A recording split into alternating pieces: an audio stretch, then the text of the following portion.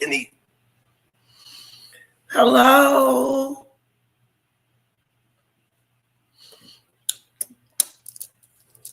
Hello, everyone. Today we are going to be watching the Epstein interview. Okay. I can't play it on my system because if I do, I'll get a copyright situation. So I'm going to have to play it like this. Let me know if you guys can hear it. Oh, no, I said. Why? Because that's the company I was a partner in. And in fact, that was the company of crisis, and some companies are going bankrupt. I said, are you sure? I said, yeah, it's all over the papers. We're all terrified we're going to lose our life savings because we have either a 401k or our pension funds. We don't know anything about money. Mr. Epstein, can you tell us what's going on? Am I going to be able to afford my children's education? Am I going to be bankrupt like this? Hi, Darcy.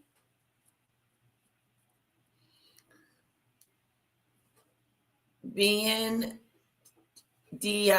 Auto's good. All right, awesome, Darcy.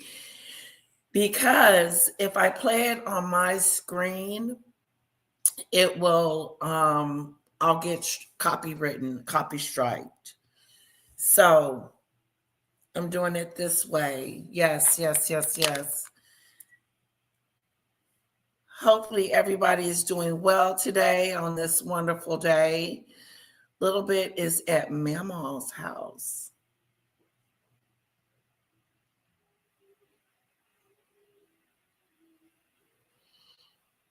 She's at Mama's.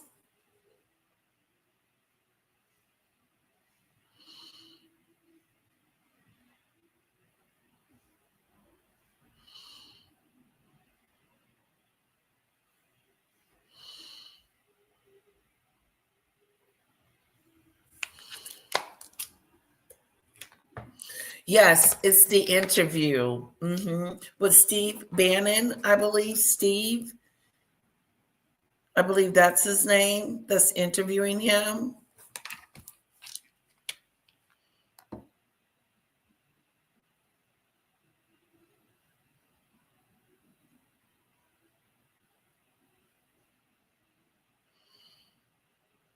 And we built it.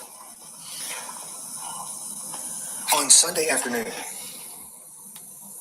September 4th. I'm going to give you guys a little bit more time to skedoodle in here. Again, this is the interview with Steve B. and Steve Bannon, the full interview. I'm fast forwarded past his financial situation and all of that stuff.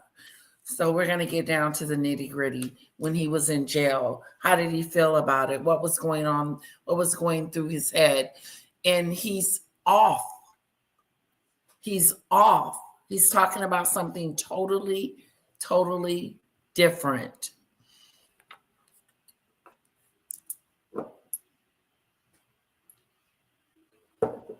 So, hi, highly sensitive. Hello, Will. Hello, Pain. Hello, Demon Dictator. Welcome to the Mimi Show. We will get to the Mimi girl after this. Okay, I'm going to hit play in the next 30 seconds and we'll go into it. And we will stop it every now and then to get some insight. But I want to play it enough where you guys are following along and understanding what's going on. Because I don't start at the beginning. I start 24 minutes in. It's a 2-hour video, but this is when they start talking about him being arrested. Okay, I believe this was done a while ago, but this was created from DGV Lad on 5 days ago. Okay, here we go. 2008, where were you? 2008. It was the night they put Lehman Brothers in bankruptcy in London. I was in jail. Seriously. Stand it, and we built it. They're getting to it. They're asking him questions about what he was doing in 2008 on this specific day. He says, I was in jail. Let me know if if it's going too fast, if his voice is moving too fast, because I have it on fast, so it won't be so slow. But here we go. On Sunday afternoon, September 14th, 2008, where were you? Sorry. 2008, September. What were you doing in that afternoon? It was the night they put Lehman Brothers in bankruptcy in London. I was in jail. Seriously? Yes. So the financial crisis of 2008 happened when you were in jail? Yes. Oh, that's going to be so amazing. That's going to be so amazing. I take it you didn't have your Wall Street Journal dropped off to you in the morning, your Financial Times? No. How did you hear about that? How did you hear about, because I want I forgot about this, but yes. I'm trying to get this going to be amazing. Let's go back and do that again. Why is it amazing? Because I want to find out about people, the geniuses understanding the complexity of the financial system. Because I think the best example we have is the financial crisis, the crash in 2008. Sunday afternoon, September 14th, I think it was, 2008, is when they were working feverishly. There was a financial crash in 2008, obviously, but he was in jail during the time it was crashing. In Midtown Manhattan, at the Lehman Brothers offices and various law firms around town, and with the Secretary of Treasury and the Federal Reserve, what they're going to do with Lehman, they decided they weren't going to save it. And so they prepared to put it into bankruptcy at the opening of the market in London the next day. How did you hear about what was going to happen to Lehman Brothers, and what did you immediately think when you heard that it was going to be put into bankruptcy? I'm glad you asked that question. I was in solitary confinement September 14th. And again, some of the public stories about the... He just told us he was in solitary confinement in jail. Epstein, this is his voice. Wonderful time I had in jail and of my work release, which didn't come until months after. I'd been there since June in an 8x10 cell with a bed in the back, a 6-foot bed in the back, a chrome sink. He's been in jail for some time now, since June, and they let him out on a work release program. Toilet attached to it, and a little piece of metal sticking out that was supposed to act as a tape. He's describing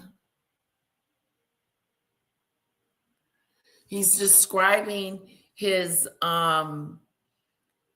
room, what it looked like, his matchbox that he was now in.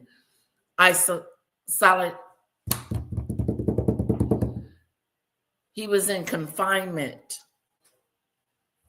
Let's see what else he was doing in jail.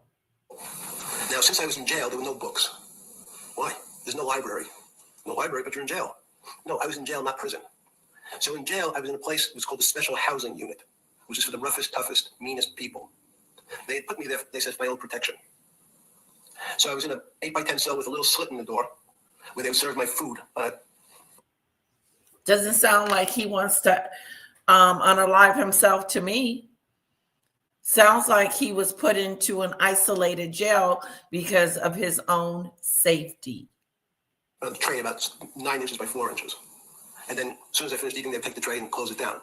And one of the guards said, do you understand there's Wall Street's crashing. I'm worried about my pension fund. What should I do?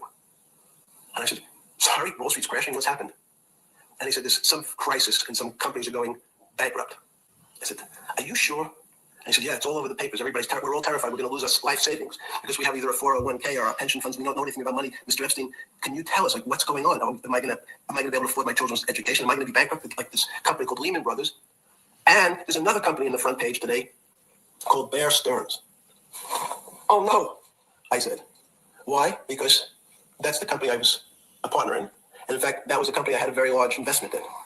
So, as a great story, I didn't have my Wall Street Journal, but... He's in jail talking about this great story. It's almost like he's disattached from his reality. In the early mornings, you're allowed to make 2 phone calls, collect. And when you pick up the phone, you can dial a number, and when the person picks up, they say, you're getting a call from the Palm Beach County Jail. Will you accept reverse charges? And the person either says yes, and they call us through, or the person says no. The person I called was Jimmy Kane, the president of Bear Stearns. And I said, tell me what's going on. And so that my knowledge of the financial crisis happened with Jimmy, who was at the center of the storm, telling me about what Lehman had gone under and they were trying to figure out a way, should they bail out Bear Stearns? Did it strike you at the time of the mess you had made of your life to be in a situation that you're one of the greatest financial minds in the world, looked at by world leaders and asked your thinking by the most prominent and important people in the world, and here you are in solitary confinement. You got to make a collect call to somebody. Did it strike you at the time how all the threads of your life would come together? And yes, highly put you in a position? sensitive. Steve Bannon is in the files. That is so true. Would put yourself in that position? No. So it never struck you when you had to make a collect, one of your 50% of your collect calls that day, you called the president or the head of the CEO of Bear Stearns, the biggest financial event in your life. Yeah, he wasn't going anywhere. Of which, one, every important person in the world would be seeking your opinion. Number two would be a once in a lifetime opportunity to apply your craft. Number three, it would be a once in a lifetime opportunity to make money if you were smart, and obviously you're smart. You're telling me here, truthfully, that it never hit you at all of how you ended up in a place where you had to make a collect phone call from a jail cell that was 6x9 with a steel bed and your food being passed into a slot. The question you want to ask is, who was the other call to? Okay, who was the other call to? The other call was to my friend at JP Morgan, who was then, I didn't know at the time, trying to buy Bear Stearns. So at one point, I had two phones. It was difficult because they're afraid people are going to hang themselves with the phone cord. So they don't actually come together and they're pretty short. So I was actually going between two phones talking to Bear Stearns and JP Morgan at the same time. They had him on unaliving watch, suicide watch. And he's describing it as if it's just another day. I don't believe that Epstein was suicidal. Look how narcissistic he is. So I found it amusing. And it never struck you about how to end up in a situation like this? No, that would be probably means I would be too self-aware. You can't possibly expect me to believe this. I know. I don't believe it. You're telling me that during that day, you never had a moment. You sat there and go, what the fuck have I done with my life? I'm in a 6x9 jail cell when I should be on a trading desk or I should be in my 250. He's not concerned about what's going on, that he's in a jail cell and got convicted. He's not concerned about that. He's concerned about the market, the crashing. So he calls all his business partners, these business partners that he talked to see what's going on with the market. But he's not concerned about his situation. And his situation is he's in jail for being an SAer, a trafficker. $1 million, the greatest townhouse in New York City, taking calls from the king of Saudi Arabia, the president of China, the head of Russia, the president of the United States, to... He's too valuable to have been unalived. He doesn't sound like a man that wanted to unalive himself.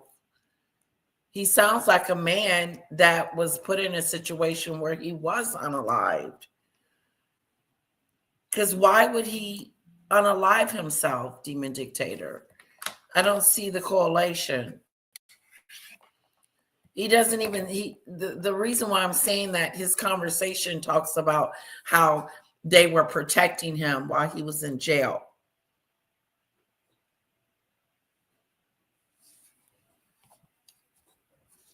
Save the world's population from a financial debacle. You honestly expect me to believe that that never happened? You're suggesting I was somewhat depressed, and how could this happen to me? I'm not saying depressed. I'm saying a moment of awareness of how could I get myself into this situation. No, I would just say how strange that this happens. It's strange.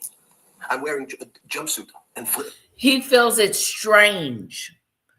Not that it's, oops, I done effed up my life and got myself into the situation, but still not self-aware that he's in some serious, serious trouble. It's really ironic to listen to him talk about the situation as if he's not even in the situation. And flip-flops. What color was the jumpsuit? Brown. He had on a brown jumpsuit, some flip-floppers, he said, and just trying to figure out why he was there.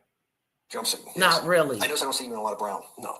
brown jumpsuit and flip-flops Flip-flops, yes. with no access to books, no access to newspapers, No access to anything. You had He said, where was the books? He wanted to read. He got up in there and wanted to read. He was like, where are the books? Where's the library? You're in jail. What you thought it was. You might have needed to do some research before they picked you up. It's not a good place to be, but you're not here anymore. So we can't even talk about that. But the thing is that I really do truly believe that he was unalived. This doesn't sound like a man that was trying to unalive themselves. on information. Except my almond joy bars. I had extra almond joy bars. Did you eat almond joy bars and things like that because you're afraid of what the cooks did to your food?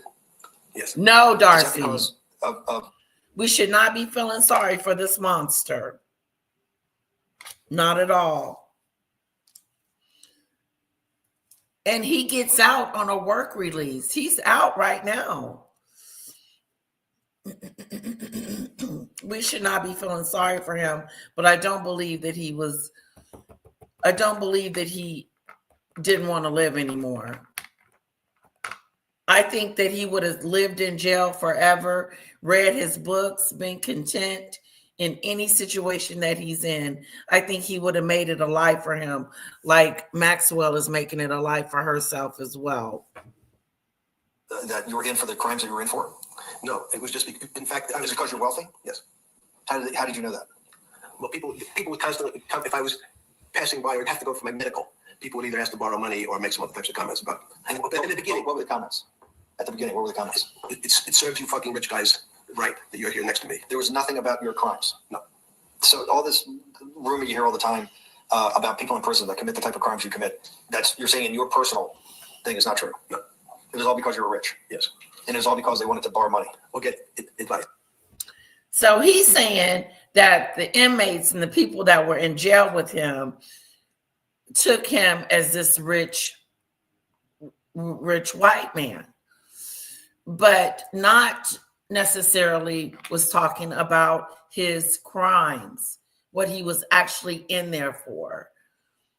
I find that very hard to believe, because one thing about prison, they don't like when inmates mess with women and children. I do know that much. That's where they get advice to go long. Yes, You're telling me in solitary confinement, they're interested in going long? Yeah. They wanted the What does that say about human nature? Well, what I think that people find, one of the reasons they wanted to keep me in solitary confinement was they're afraid that everybody would want to know which stocks to buy. But what happened was, after this crisis, now it's on the front page of every newspaper. I don't want to lose this day. Sorry. When you first heard that, was it Bear Stearns had been kicked into bankruptcy, 6 months before? No, this is the same time. This is part of the same deal. I thought, no. Bear Stearns, they saved Bear Stearns and didn't save Lehman Brothers. That's 6 months before they had bailed out Bear Stearns. But Bear Stearns was still a zombie. It's not what Michelle of its former A self. former self. But they had quote unquote saved it. Why did they make the decision in your mind? Why did Hank Paulson and Bernanke, what's this concept of moral hazard? Explain to the audience what moral hazard is, and why did they save Bear Stearns 6 months before, and why did the smartest guys in the room decide not to save Lehman Brothers? It's a good question. The real issue is I'd have to go back when you have these systems to the way your doctor responds to any type of emergency in your body. If they might decide to save your kidneys and let your gallbladder go because the gallbladder is less important to your overall system. If at that time, even it's not that long ago, the boogeyman was when saying, well, what really happened? Jeffrey, what really happened? What is this financial crisis? And, some of the progressives and the right wing blame it on the banks. It was the banks' fault. And it's the fault of this very esoteric, unknown concept of derivatives. It was really the derivatives that caused this financial crisis, because the derivatives got somehow out of control in the Mickey Mouse. And that was the way you started your road to a billionaire went right through derivatives. Yes. But derivatives were not the cause. Derivatives were not the cause at all. It's like saying your hair was the cause of your heart attack because it was on top of you. So what was the cause? There isn't, let me say, there's no one specific cause. These are system collapses. So many times when you have to make your death certificate, when you say, well, what did he die from? They'll say heart failure. But if you say, what was the cause of his heart failure? Well, he had blood pressure, his sugar was high, he was diabetic, he had all these other problems. But you say, no, we need a word on your death certificate. Did he die from brain damage? Did he die from heart failure? And that's the financial crisis. Many people said, well, what caused it? They wrote on its death certificate, derivatives. but derivatives were not a fundamental. Derivatives are not a fundamental cause of anything. Was it Sunday or Monday? I take it was Monday morning when you made your two collect calls and you're talking to Bear Stearns on one hand and Morgan Stanley on the other. JP Morgan. JP Morgan. Did you? JP Morgan. Did you, Jeffrey, being one of the financial geniuses in the world, did you understand what Lehman Brothers going into bankruptcy? The dominant. Why does he keep referring to him as this genius, this financial genius in the world? Sounds like the interviewer has respect for him. The fact that by Thursday the financial system would be under such extremis that if it didn't have $1 trillion cash infusion in the United States, it might collapse. Did you know that at the time? Did you view that at the time? Yes. You did. Yeah. Why? Again, I don't want to bore you or the audience with the idea of it's a medical procedure, but you had system failures. So you'd recognize that if I said to you, did you realize when your father was on the ground and he was clutching his chest and he couldn't breathe, it was a bad situation and he could die. That's how I saw it. Did you immediately think about the commercial paper market? I mean, the mechanical triggers that actually you had to blow through these circuit boards. Did you know the circuits? Did you understand the circuits?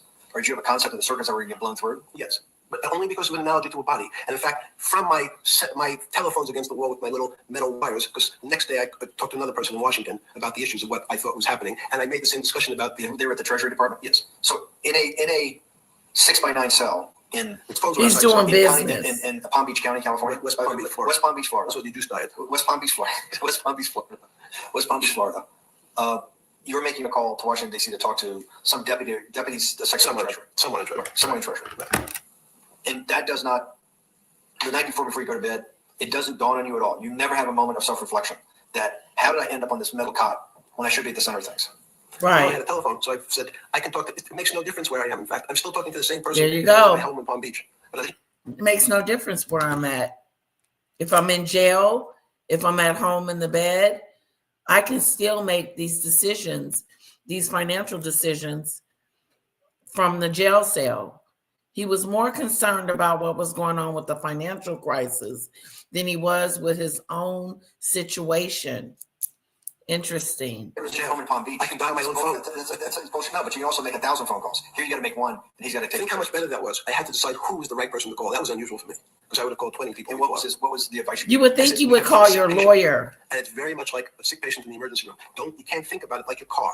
People in normal walks of life think about money and things as a machine. And unfortunately, so if your car breaks, cars are always easy to fix. My jets, my cars, if it breaks, I know it can be fixed because it simply follows the same pattern. If this part breaks, you replace the part and the thing works again. People and the financial system are not machines. They can't be fixed the same way. You can't simply take out put some more juice into the commercial paper market, and that's like replacing the carburetor on the car. It's much more, I have a patient who can't breathe, has a stomach problem, can't see, looks bleeding at the same time. What do I do first? I have to think about it as a system. Where's the most logical place? What's the most dangerous place? If your heart stopped, we have to start your heart. I get it. He didn't explain it like 5 times now. Why do I have to start your heart again? I need to get your blood flowing. If your blood stops, you're dead. If liquidity, which is the equivalent of blood in the financial system, dries up,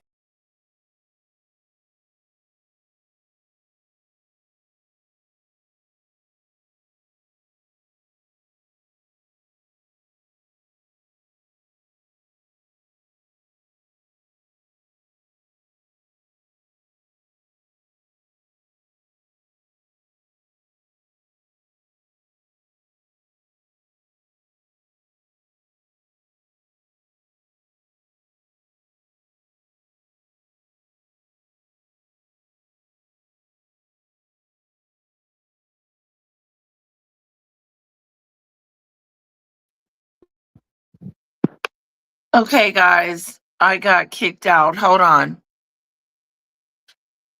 Sorry, just a sec.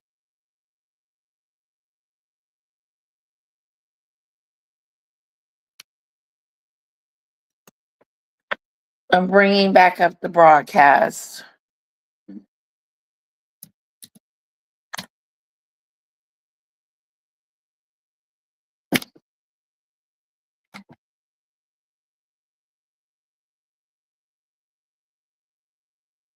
His problem, he probably knew he was never going to stay in jail. He was protecting his. Yeah, that's true.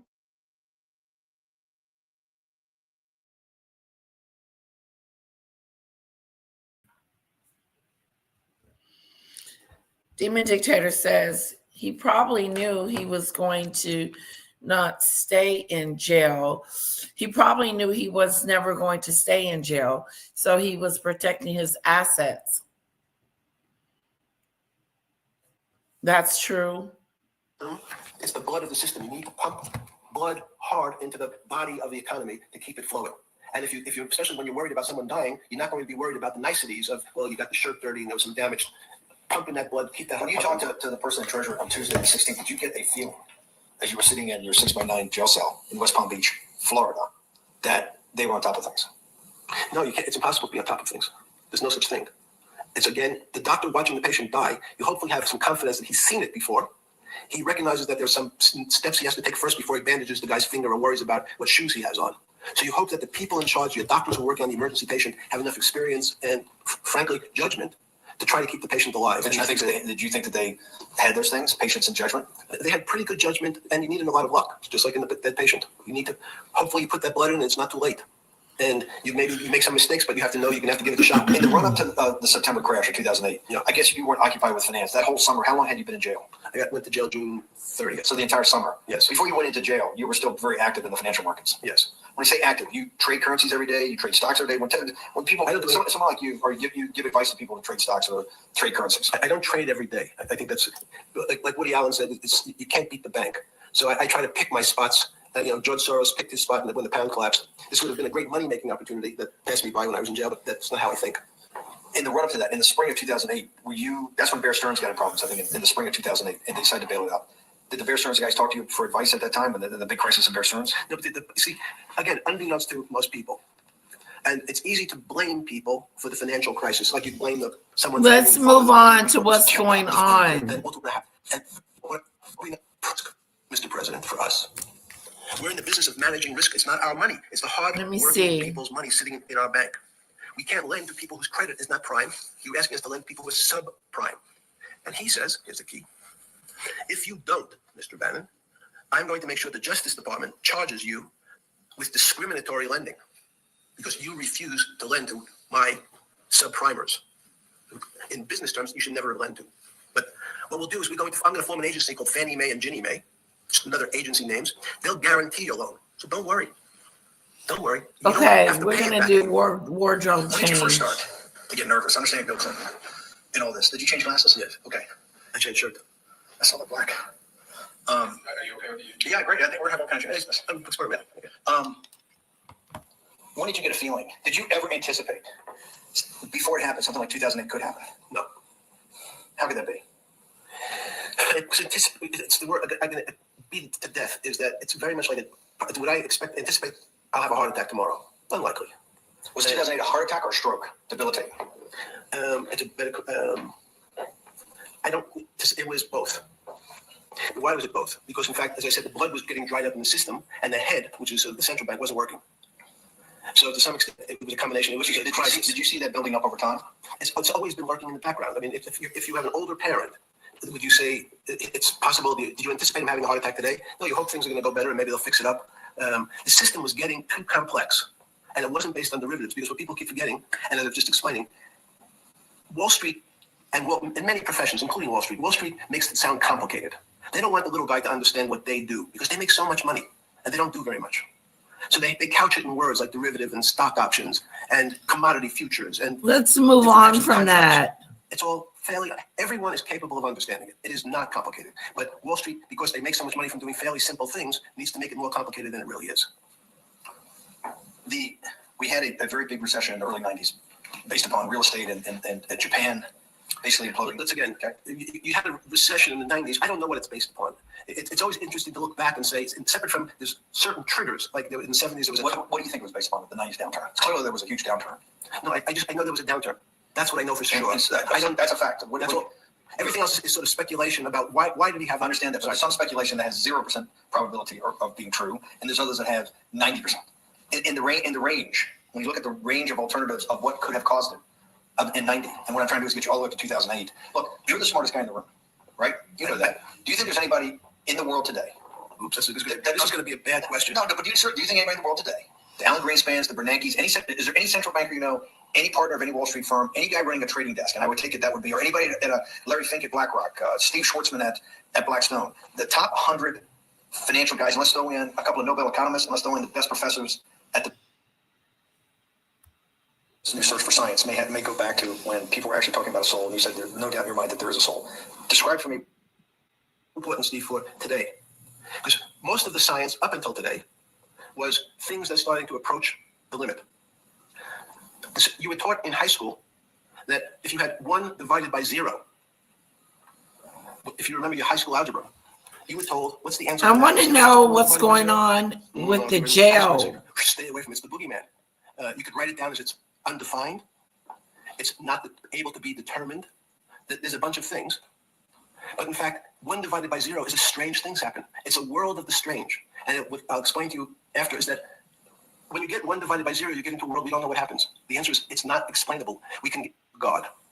And people who attempted, in fact, to explain the unexplainable, who said, yes, I understand the unexplainable. It's a long journey. this is the heart of what we're trying to do. Let me take a bit of a detour for a second. What if you went to high school and the last year and your importance for today? Because most of the science up until today was things that's starting to approach the limit. You were taught in high school that if you had 1 divided by 0, if you remember your high school algebra, you were told, what's the answer to that? Is there an answer to 1 divided by 0? No, if you were in high school, it's like, stay away from it. It's the boogeyman. You could write it down as it's undefined. It's not able to be determined. There's a bunch of things. But in fact, 1 divided by 0 is a strange things happen. It's a world of the strange. And what I'll explain to you after is that when you get 1 divided by 0, you get into a world we don't know what happens. The answer is it's not romance. I don't know why I'm attracted to somebody. I don't know. People are attracted to each other, and everyone has the same feeling. They've seen someone walk in the room and they say, oh, that person gives me the creepy feeling. Science is trying to describe it. Science doesn't describe what creepy feelings means. They just know it's a creepy feeling. I think women, as I said the last time, have an intuitive sense. What is intuitive? They have intuition, they have feelings, and they're able to deal in the realm of things that men, especially men like myself, find unexplainable. They have women have intuition. Men see things a bit differently. Men want to measure everything. Women are not really that interested in measuring. In what you're saying in macro terms, you actually think science, mathematics, maybe ultimately technology is moving to that more intuitive. I think science and math are old-fashioned. And unfortunately, people are still taught that they have to learn algebra in school and certain things in school, as opposed to learning to Is this what Larry Summers was trying to get at? Maybe he didn't say it perfectly enough, but what he was Black trying to get people. in that it's intelligent than white people. It's not true. We know, for example, that if I was in the forest and I had to run from the lion or figure out a way not to be eaten, and it's intelligent than white people. It's not true. We know, for example, that if I was in the forest and I had to run from the lion or figure out a way not to be eaten, and my competition is a local African, I'm the one who's getting eaten because they have the intelligence to deal with their local environment. So it's just different. It's not better. It's not worse. But there's many differences amongst different types of people, and the people have different intelligences, and they excel in some intelligences usually, and less so in others. When did it come to? Because the world of high finance is a world of pure reason. He wants to talk about finance. Got checks. And the first person, I had no money, and I said, "How much money do you make a year?" And he said, $400,000. This is a time when he felt nervous. Impossible. I'm making $10,000. That's probably more than your family had made this entire existence. Yes. And he makes it in a year. I said, what do you do? And he said, it's too complicated for you to understand. Which is what the main thrust of Wall Street people, they want to tell you it's too complicated. Because if you understood that that person was simply, he had a brother-in-law, in fact, in this case, who ran the pension fund of General Motors. His brother-in-law would call him and say, buy 1,000 IBM. He'd hang up the phone, he'd write it out on a ticket and walk it to a window. That was his entire skill set. Hello, write what my brother-in-law says, walk it to a ticket window. Give me an example when you were on the trading desk in the early days of Bear Stearns of a time that you felt either complete uncertainty or you saw total panic, where something was happening that people couldn't foretell and that they were like in an airplane cockpit where it's going wrong. Walk us through that. In 1978, I think it was, across the news wires, the collapse of the currency in Thailand. On the other side of the world, had no relationship to me. I wasn't.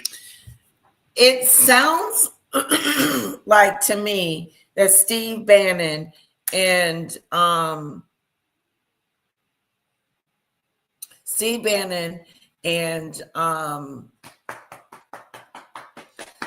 man on the island are friends. This interview is not even talking about why he's in jail. It's talking about his finances and how everything was okie dokie and how he ran his business. I don't care. I want to know ask the real questions. Like, what happened? What did you do? But they're not asking those questions. And I'm looking at the timelines here. Let me see if they start talking about it.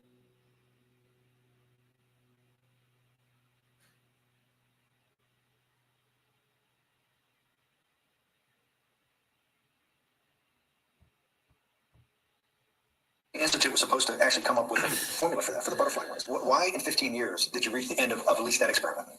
Every attempt to, that's why it's so exciting now. When he was talking about quantum physics, he said he was talking about quantum physics. He said all your bullshit and happy target can't be measured like that. Is that to say measure it's a commitment. You don't even like a commitment when you answer a question. As they say in golf, commit to the shot. I don't know what it means to be measured.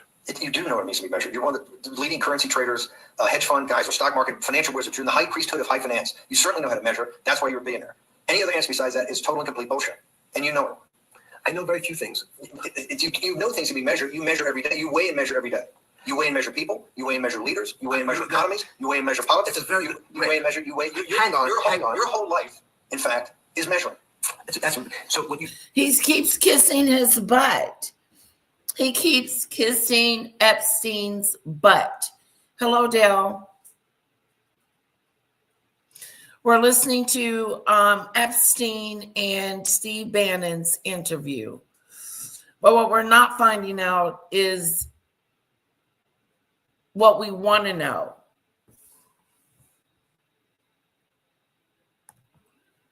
My biggest right now is seeing Black people advocating for a party who is openly trying to replace them with illegal immigrants. Anyway, moving on. So what you've now done is a great thing, is you've used the word measure, a mathematic term, in the common vernacular and abused it. So I don't even recognize what it means. It's so abusive to my field. Why? Let's go. In mathematics, measure means what specifically? There's no specific. It's an approximation, or giving something a number. If Einstein said technicalities. Oh, you didn't say that before. No, you're not going to the. I don't even. What if I say measure? How tall are you? You'd say 6 foot. 6 feet. Is it 6 foot 1 inch? Give or take. I'm in the privileged position to have some of the world's smartest people come to my house and tell me what they think about different subjects. And I finally realized that the thing that they had most in common. Bad things to teach children. No matter how smart they were, that don't come in contact with someone like you. They saw up to a 500 or 1,000-year-old response to that question, which was, I don't know. You know who else found that out? It's Socrates. That's what Socrates kept doing, right? Socrates kept asking all the experts. This is such a pointless interview. It is pointless. It doesn't give you any depth. It doesn't talk about his crime. It is talking about the financials. Through question after question after question, and realized at the end they didn't really know. They really didn't basically understand what they were talking about. And one of the things that people will enjoy, it turns out that potentially one of the bad things to teach children is how to write. With writing, reading, and arithmetic everyone's supposed to be taught, but writing forces you into a very narrow channel of thinking. You have to write in a certain form, in a certain way, in a certain linear pattern. So your thinking becomes somewhat narrow. The reason I brought up writing is one of the recent discoveries of mine with respect to Socrates, Plato, and Aristotle, is they never wrote anything. They spoke, and people around who could write wrote. Socrates could think. Demon dictator. We talked about that already. I thought he was a carpenter. He was a carpenter. Didn't he need like little carpenters to get it? We talked about it 30. I did what you did. I went 30 minutes into the interview and they talked about it a little bit, but not much. Just that he was in a jail cell, what kind of jail cell he was in, what colors he wore. And they don't talk about why he's in jail.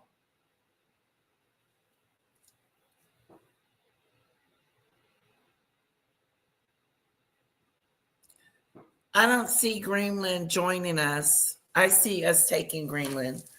Let's see what happened. Canada and Greenland soon joins us. Yeah, right.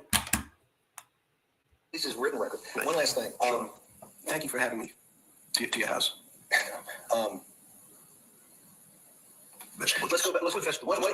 When did that, the beginning of that, was there any one aha moment in all these great thinkers? Did it happen before 2008? Was it after? That came up over, I know, many years. What a When did you waste. actually realize, hey, something new's got to be developed. Yeah, that's great. Is that because again, I'm privileged enough to have people around me who've given lots of philanthropy. This is written record. Right. One last thing. Thank you for having me to your house. Vegetables. Let's go back. Let's go to vegetables. When did that, the beginning of that, was there any one aha moment in all these great thinkers? Did it happen before 2008? Was it after? That came up over, I know, many years. But when did you actually realize, hey, something new's got to be developed? Yeah, that's great.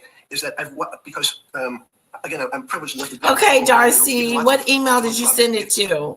Institutions of higher learning. And when I said to the impact, how do you judge the impact of your giving? And we sat down and said, no really new ideas have come out. And I realized that, of course, it hasn't come out because we've been looking at using science and mathematics, and it's the wrong tool. It's obvious. Institutions that are set up and try to put forward knowledge and understanding and truth, should they take your money? Derek Bach at Harvard said, taking money for good causes is a good thing. So if Hitler took all the gold out of the teeth of the Jews and said, I want to give this to Heidelberg University to fund the Leibniz chairs so that I can study high energy physics, Derek Bach would say that was fine? Again, it's these questions are questions where good people on both sides, like your Charlottesville, could differ. I don't know the answer. So tell us the two. Give us the two answers. The one answer why it shouldn't be, and then the one answer. Derek Bach says 100%. The devil himself. The devil himself said, "I'm going to exchange some dollars to help these people." If we walked into you're a mathematician. We walked into that clinic where they're giving that money out to these people that are in the most dire straits of poverty and sickness, and told them that the money was coming from a class 3 sexual predator. Tier 1. What's tier 1's the highest and worst? No, I'm the lowest. The lowest. You're the lowest. Okay, tier 1, you're the lowest. But a criminal. Yes. That the money came from. What percentage of people do you estimate? I understand only probably those. Do you estimate would say, I don't care. I want the money for my children? I would say everyone said, I want the money for my children. Did they know where the money came from? I think if you told them, the devil 100%. himself said, I'm going to exchange some dollars for your child's life. Do you think you're the devil himself? No, but I do have a good mirror. It's a serious question. I'm sorry. Do you think you're the devil himself? I don't know. Why would you say that? Because you have all the attributes. You're incredibly smart. You remember the devil is somebody who knows what? The devil's brilliant. You read enough. Do you think you're the devil himself? He said, why would you say that? And then he says, well, the devil was brilliant and all this stuff. I mean, he sounds very deceptive. He just sounds really weird, the interviewer. You read Milton's Paradise Lost. No, the devil scares me. Satan is at the number 1 or 2 archangel, and the reason he goes to hell and leads the rebellion is because he can't be the top guy. And his thing is, I'd rather reign in hell than serve in heaven. I saw that in a movie once called American Dharma. I don't remember who said it. Okay, you have to go. Okay. That's it. Before we get What a waste. Not a waste for us, but what a waste on a interview. You know, he didn't really interview him well. He did not interview and ask the questions that we wanted to hear. You know what I'm trying to say?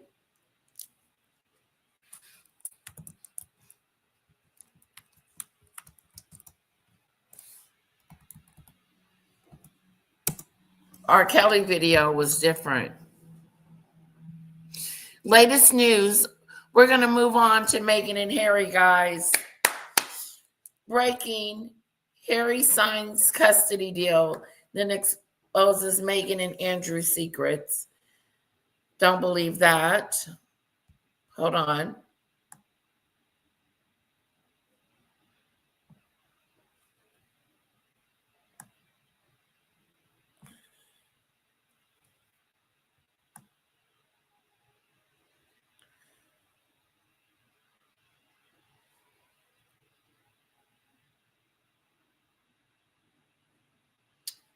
Now, Nicki Minaj,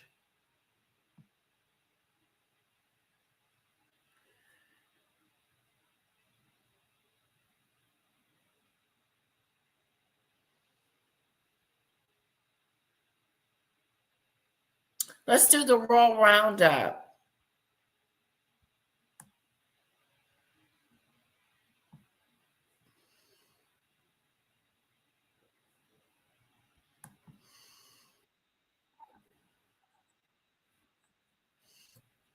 All right. Here is a topic that we're going to get into. Darcy says, such an odd conversation. Why didn't Bannon ask the hard questions? Exactly. What a waste of an interview. His voice sounds very light-hearted. He doesn't have a deep voice, Payne.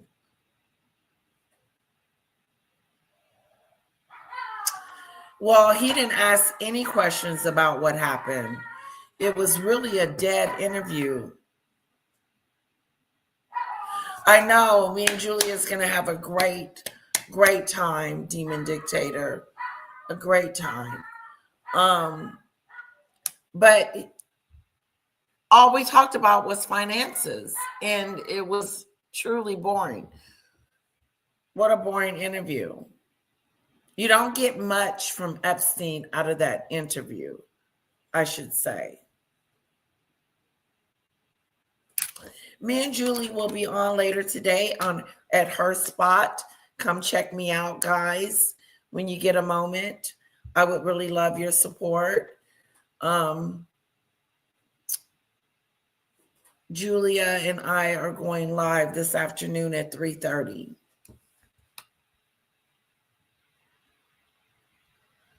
What do you think about people predicting Meghan's future?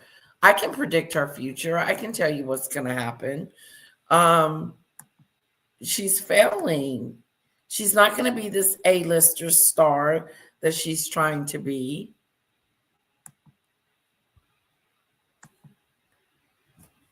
And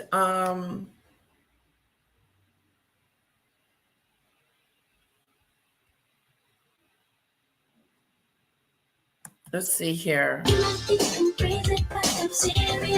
Uh-oh.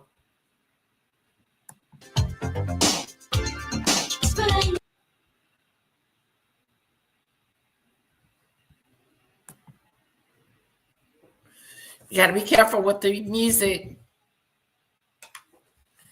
Yeah, I think I am. I'm going to stream it to mine because I think she has StreamYard, Demon Dictator. You know what? I say we shut it down and get ready for 3:30. I was going to do another one, but I don't want to overexalt myself. So we're going to shut this live down and just make this one the Epstein interview. Okay? And just move right out of Meghan and Harry.